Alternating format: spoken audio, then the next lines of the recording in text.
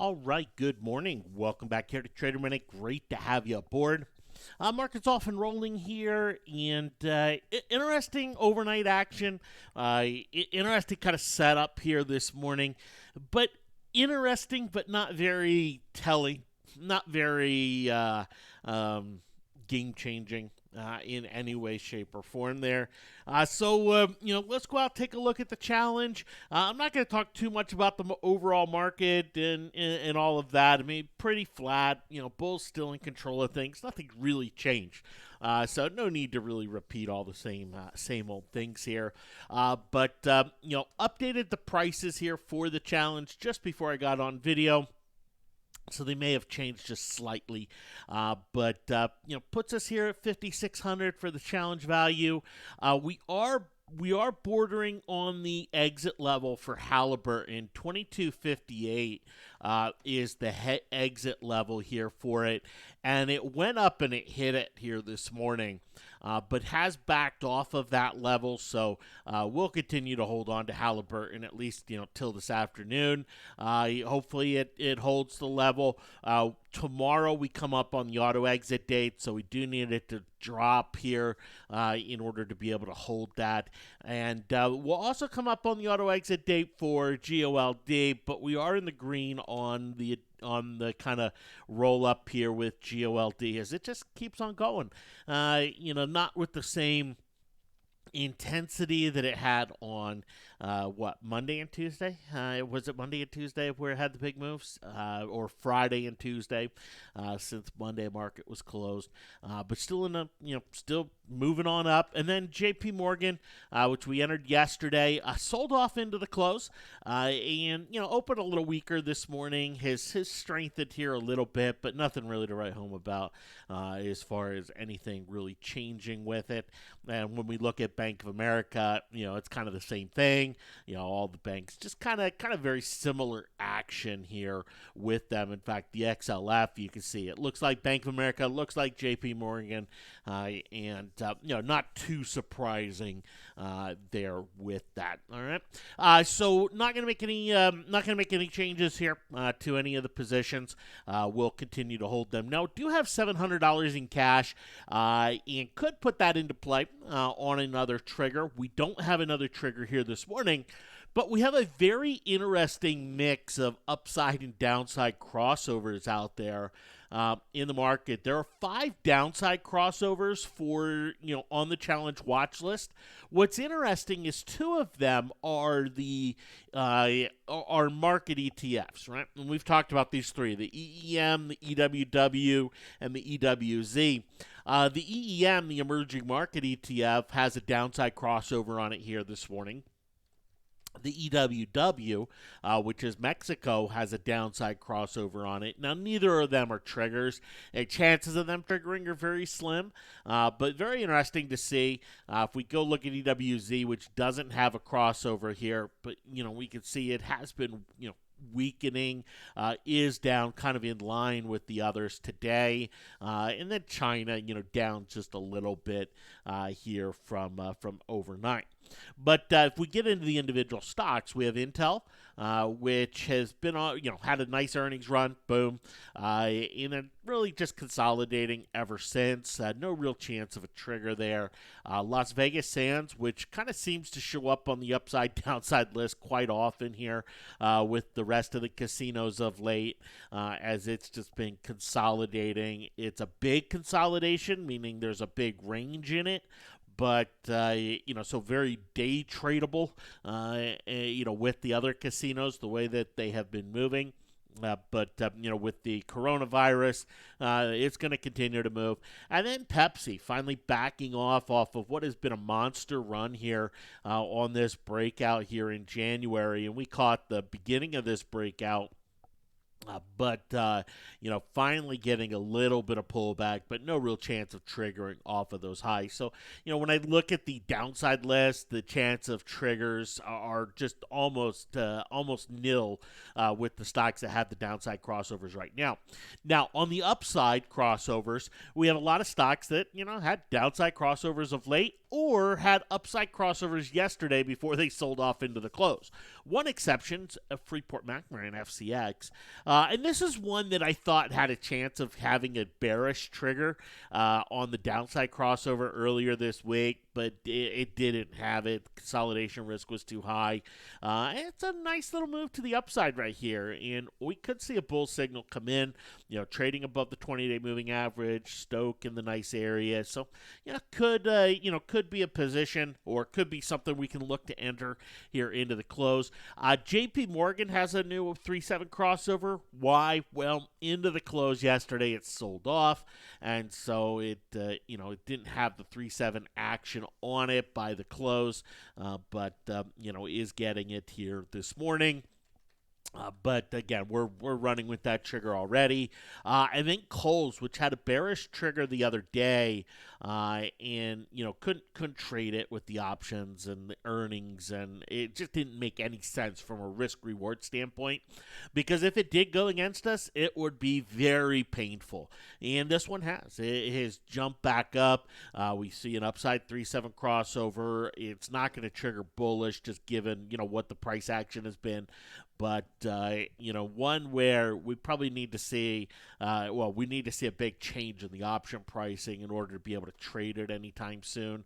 Schlumberger with a small 3-7 upside crossover here this morning. No real chance of a bullish trigger there. And then Valero, which is one I'd like to trade. I like being in Valero. I like trading Valero. The stock tends to move very nicely. The options tend to move very nicely. And is it going to trigger today? We do have a higher low. We are pushing above the 20, but it is an absolutely, downward sloping 20.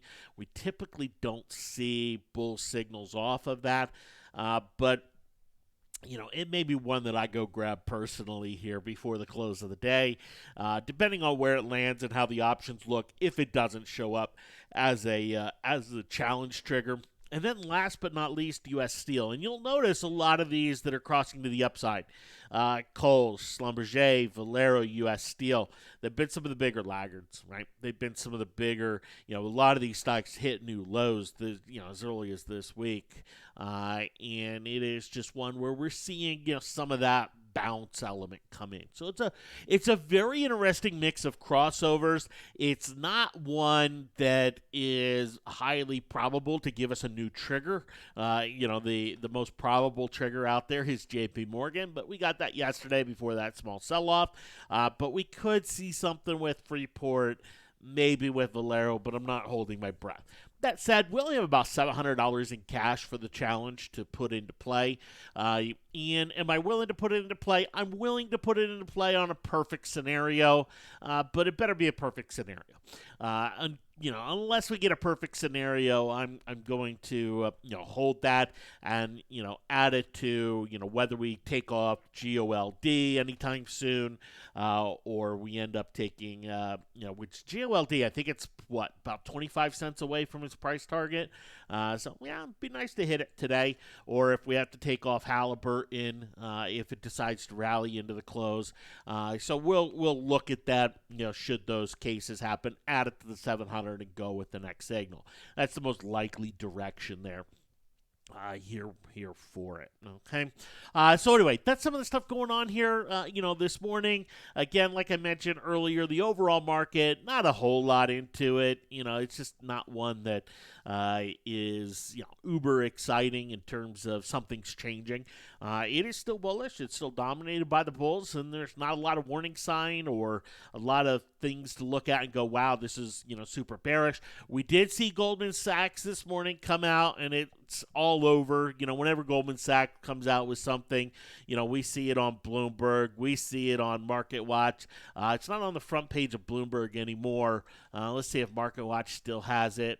Yeah, maybe investors should be more concerned than they are about coronavirus impact from Goldman Sachs. They came out not too long ago and said, hey, buy any dip when it comes to, the coronavirus.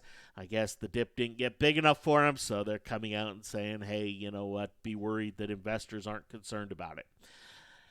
Do I agree with them? Slightly. I do think that we have not seen the market really care too much about the coronavirus in terms of selling action. But at the same time, what are they going to go buy? Right? Fine. You sell stocks, now what? Right? You sell stocks, now what? That's the problem the world has. It's not like you can sell stocks and now let's go buy some German bonds and we'll pay to own bonds, right? In so many areas of the world, you got to pay to own bonds, and nobody wants to pay to own bonds. And yeah, can you get interest rates on certain bonds? You can, right? But some of the riskier assets, or what you're getting, and so you go, well, wait a minute, I have more risk in some of these bonds that pay than I have in stocks, and so all right, I'll stay in stocks, I'll rotate around, and that's what we continue to see happen, here in the markets, and I think it's responsible for seeing some of the shifts away from normal correlations, like gold and the euro, and even gold in the markets, where we see gold hitting new highs and we see the markets hitting new highs. I think a lot of that can just be attributed to the decimation of the bond market in terms of an alternative, right? It's still a huge market, right? It's still one of the biggest markets in the world. But, in terms of a stock alternative, we're just absolutely seeing it, not be that, right? And so, yeah, is there going to be something that drives investors to sell? Yeah. But then what? Right? Then what? You think about it, like sell. Okay, now what? There needs to be, in order to get that massive sell, there has to be a fear factor that comes in that's pretty high. And let's face it, the coronavirus hasn't given that. Even though, yeah, it's serious. It has killed a lot of people. It is something where you listen to different people about it, different experts about it. You get different stories, but it is something that could just be the tip of the iceberg, right? So to speak, here with it. But, that's just the nature of the market that we continue to be in. And, will it change? Yeah, eventually it will, right? All markets shift, all markets change. We never stay in the same market for years and years and years on end. But, is there any sign that it's changing right here, right now? No. There's not. And, when we see the metrics shift, that'll be the time, or that'll be the sign that, hey, there's a little bit more of a danger, here out there. All right. Thanks for hopping on. Have yourselves a fantastic day, and we'll talk to you this afternoon. Take care.